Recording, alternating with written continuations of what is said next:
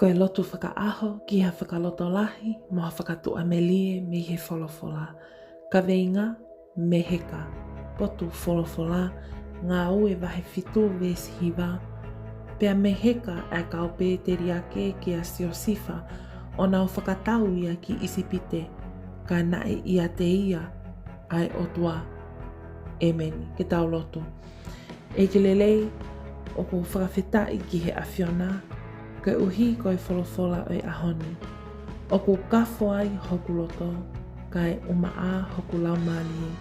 Koe uhi o ko whaai ku nai au e he whiri, aki ai ngahi anga hala ko eni, koe meheka. Pea o ko hanga he eku meheka o tātā puni ai a eku ofa, mo eku fie toko ni, mo e tauhi wā kisi o ku kaunga whanonga.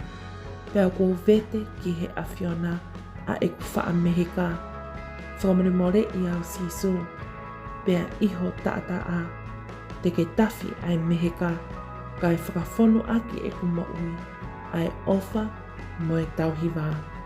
Iho hua whape sisu kalaisi, ko koe hoku whakamaui, e meni.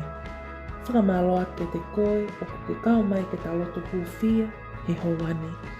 Koe meheka, koe anga hala o kune o mai he whiri ke ne mau i ai tauhi ho tau wā, ki ho tau kau ngā whanonga, he o kune whanau i ai loto kovi, ai sio lalo, ai tae ofa, ai mau i ai nofo a kāinga.